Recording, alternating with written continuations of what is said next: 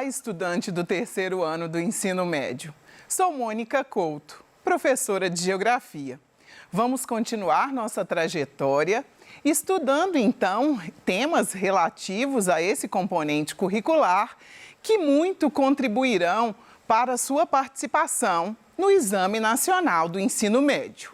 Na aula de hoje, vamos tratar de um tema muito importante que está sempre presente, nas avaliações do Enem, que é o processo de globalização, mas esse processo de globalização com foco na divisão internacional do trabalho. Então, hoje falaremos da DIT nesse contexto de globalização. Assim como o próprio fenômeno da globalização, a divisão internacional do trabalho, ela se faz a partir das fases do capitalismo. Então, vamos dizer um pouco dessa história de evolução do capitalismo para tratarmos, então, da DIT, da Divisão Internacional do Trabalho. O que vamos aprender juntos aqui? Com essa aula, você terá a possibilidade de entender a Divisão Internacional do Trabalho. O que significa essa DIT? Quando é que isso surgiu? Você vai conseguir também caracterizar a fase atual da Divisão Internacional do Trabalho. Em que pé nos encontramos nessa Divisão Internacional do Trabalho quando pensamos o mundo globalizado? E você também, junto comigo, vai conseguir analisar o papel do Brasil dentro dessa divisão internacional do trabalho. A gente vai sempre fazer essa construção histórica, pensando a formação do nosso país, do nosso território, e pensando como é que ao longo do tempo essa divisão internacional do trabalho também se altera no nosso território. Para a gente começar, eu te convido a analisar essa imagem, Essa imagem que é um mosaico de fotografias. Fotografias que trazem bens que consumimos no nosso cotidiano, Então, você observa aí a imagem de um celular, você observa a imagem de uma mulher, portando joias aí. Você observa a imagem de alimentos, a imagem de uma parte de um carro, dando um foco no pneu aí, e a imagem de umas peças de jeans. E aí eu te pergunto, a partir dessa imagem, você consegue identificar onde foram produzidos os bens apresentados na imagem? Acredita que algum deles possa ter sido feito no Brasil?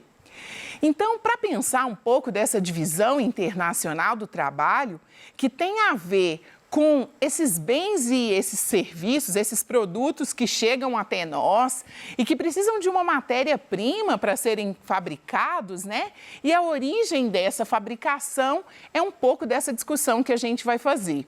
Se a gente olha naquela imagem, sem ver a etiqueta, fica difícil dizer onde é que foi produzido. Às vezes, um determinado produto alimentício, pelo clima, a gente consegue identificar que, de repente, são produtos de países de clima tropical, mas só da observação fica difícil. Mas é mais para chamar a sua atenção de que a gente tem uma produção em escala global. Então, às vezes, a matéria-prima, pensando no jeans, por exemplo, o algodão pode ser um algodão produzido no Brasil? Pode ser um algodão produzido no Brasil. De uma calça, por exemplo, que foi produzida nos Estados Unidos, que foi produzida na China. Então, é para a gente pensar, trazer essa introdução de como é que essa DIT, o que os países trocam comercialmente, pensando em importação e exportação, e como é que isso se organiza e interfere na organização espacial, na mão de obra, nas relações financeiras. Então, o que é a DIT, E como é que ocorreu essa divisão internacional do trabalho ao longo do nosso tempo histórico? Então, a divisão internacional do trabalho é essa distribuição de papéis que os países exercem, Então, essa distribuição de papéis que não é uma distribuição simplesmente, como é que eu vou dizer, assim, do desejo do país. Tem a ver com a sua história de formação territorial, tem a ver com a disponibilidade de recursos naturais que existem nesse país. Então, cada região fica responsável pela produção de um determinado produto. E aqui a gente vai precisar de conceitos de produtos, por exemplo, primários. Quando a gente fala da matéria-prima, quando a gente diz, por exemplo, da produção de soja, da produção de laranja, da produção do próprio algodão, da extração do minério de ferro, por exemplo, se a gente pensa em Minas Gerais, estamos dizendo, então, desses produtos primários dentro de uma pauta de exportação dessa divisão internacional do trabalho. E a gente pode dizer também daqueles produtos que a gente chama de manufaturados, ou seja, aqueles produtos, aquela matéria-prima bruta que foi transformada. E como já é do seu conhecimento, você já deve ter observado nas aulas de história, quem produz manufaturado acaba tendo um valor agregado maior dentro desse produto. E aqueles países que produzem a matéria-prima bruta, acaba que o valor agregado disso é menor. Então, a divisão internacional do trabalho, a gente vai observar que isso pesa muito. O que é produzido e comercializado e exportado pelas nações faz com que a divisão internacional do trabalho, a sua riqueza seja maior, seja menor, a sua complexidade econômica seja maior ou menor. Então, quais são as principais características dessa divisão internacional do trabalho? Ela está baseada numa lógica de economia mundial, né? O sistema de relação, de produção, de comercialização desses produtos é numa escala de mundo. Lembra que essa relação comercial mundial, ela vai retomar lá a época do mercantilismo, das grandes navegações. Ela está atrelada ao sistema de desenvolvimento capitalista, né? É esse modelo capitalista de desenvolvimento que acaba nos permitindo essa organização dessa divisão do trabalho. E ela marcou a organização espacial, se a gente pensa o sistema capitalista como o dominante, o predominante no mundo. Então, essa divisão internacional do trabalho, a gente pode dividi-la em 3 grandes fases. Já existem estudiosos que dividem a última fase em 2. Faremos isso, mas como fase maior a gente vai tratar dessas 3. A terceira, então, vai ter uma nova DIT, uma nova divisão internacional do trabalho.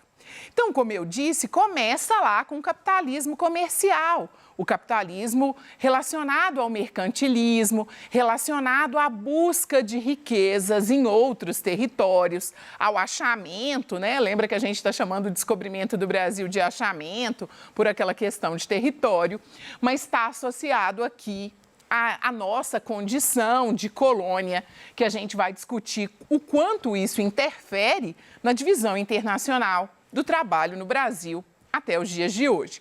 Falaremos do capitalismo industrial, né? Quais são as modificações, então, que a divisão internacional do trabalho sofre? Quando da descoberta dos combustíveis fósseis, quando da industrialização, né? Quando desse momento de produção em larga escala e de uma maior transformação da matéria-prima. E diremos de como é que tem funcionado essa divisão internacional do trabalho num contexto de revolução técnico-científico informacional. Então, a partir da evolução da tecnologia, hoje as exportações, elas são também de eletrônicos, elas são de sistemas de computadores e como que isso favorece o fortalecimento econômico de algumas das nações do mundo. Então, para a gente começar, vamos aprofundar um pouquinho, então, no capitalismo comercial. Então, aqui a gente tem 2 grupos de países, né? Pensando aí a metrópole e a colônia. Se a gente quiser fazer uma associação ao nosso país, o Brasil, fomos colônia de Portugal. E qual eram os nossos principais produtos na pauta de exportação? Exportávamos para Portugal matérias-primas, pedras preciosas, né? Pensando o ciclo do ouro, pensando os produtos agrícolas também, a gente pode pensar a cana-de-açúcar, por exemplo, né? E o que recebíamos de Portugal? Recebíamos produtos manufaturados. Então, aquilo que o Brasil não tinha industrialização naquele contexto, não tinha condição de produzir, era trazido, então, pela metrópole, né? Pelo colonizador, pelos portugueses. Então, aqui a gente está dizendo de uma dite mais associada à acumulação de riqueza. Lembra que o movimento, né, os movimentos aí de expansão marítima, de descoberta de novos territórios, estavam associados ao acúmulo primitivo de recurso.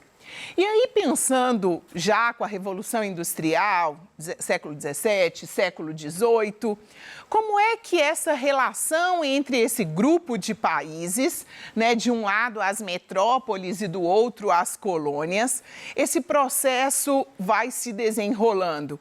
Ainda na Revolução Industrial, a gente sabe que os países que foram colônias, eles possuem uma industrialização tardia, né? Como foi o caso do Brasil. Então, nesse contexto, a gente ainda tem aquela relação que as metrópoles encaminham produtos industrializados. Agora, produtos industrializados numa velocidade maior, com uma maior técnica, né, e com maior tecnologia.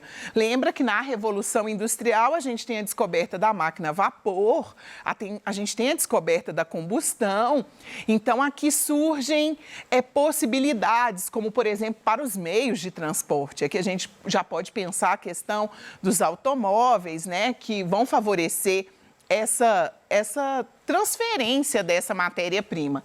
E as colônias, por mais que algumas delas nesse período já tenham conseguido a sua independência, elas ainda têm fortemente concentrado a produção aí no que a gente chama de produtos do setor primário, né? Na matéria-prima, naquilo que é extraído diretamente da natureza. E como é que essa dite, então, ela se faz com esses avanços da técnica e da tecnologia, né? Nesse auge do processo de globalização. Os países, eles ganham outros nomes, né? Estamos num contexto já de que a maioria, se não quase todos os países, eles já se tornam independentes. E aí a gente tem algumas conceituações, né? Países desenvolvidos, que são aqueles que foram geralmente as metrópoles, né?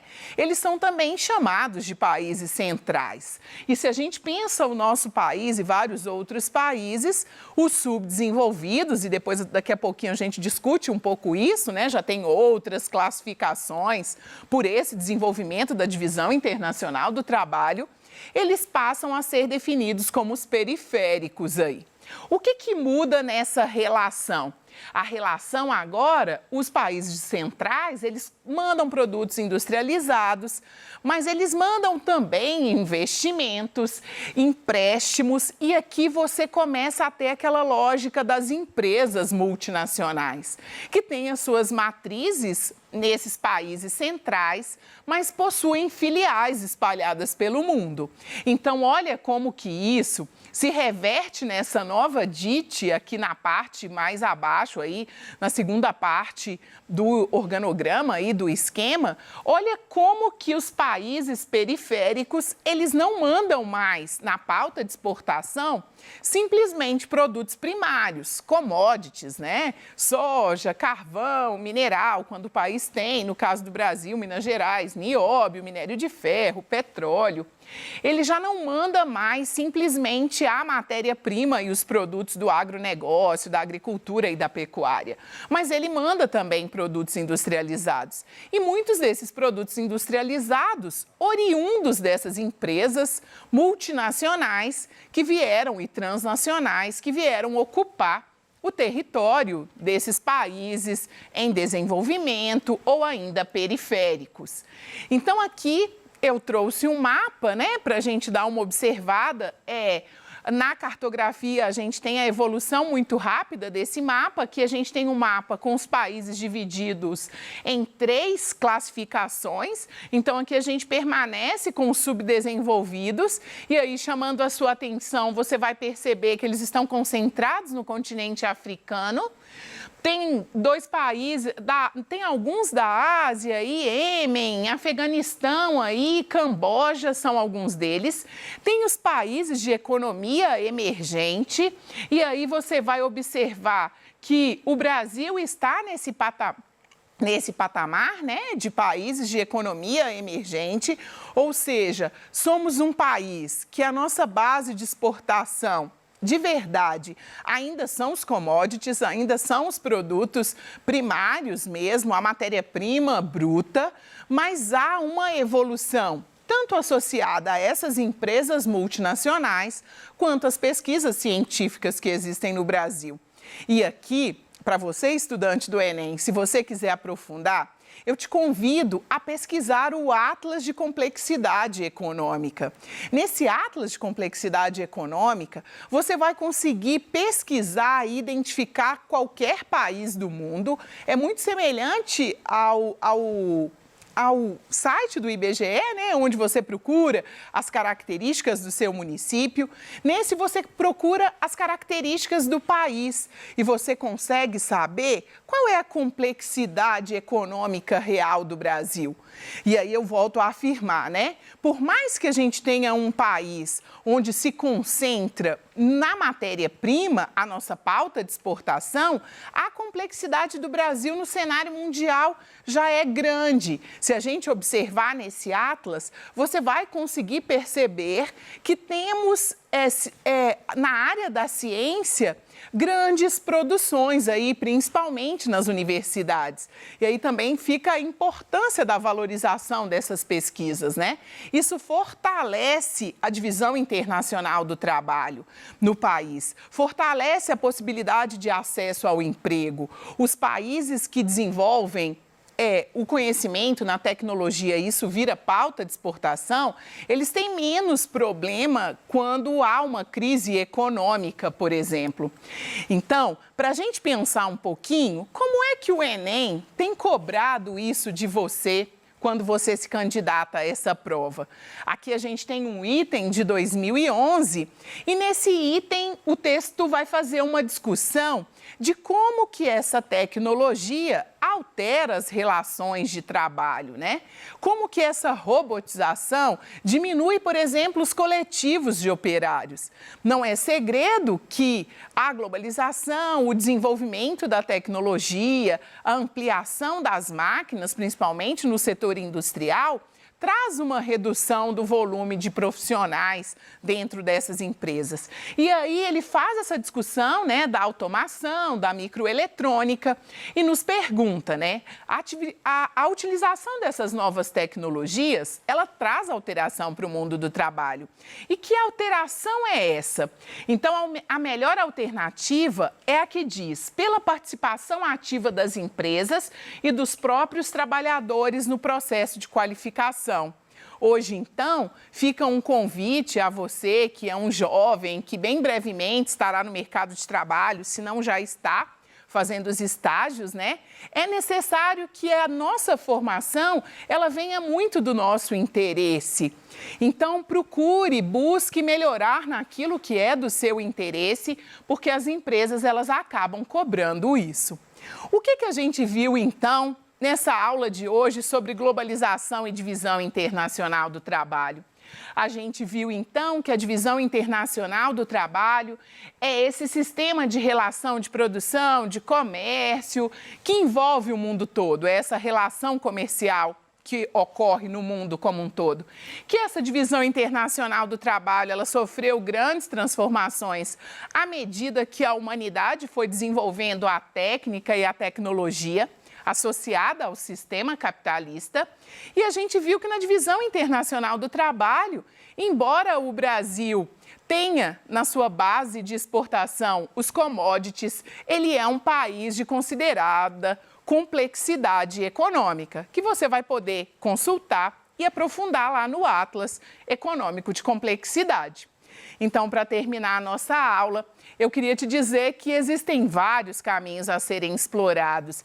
E você, como um estudante do terceiro ano do ensino médio, que já almeja aí uma carreira profissional, vale a pena buscar esses caminhos. E esse caminho passa pela sua formação.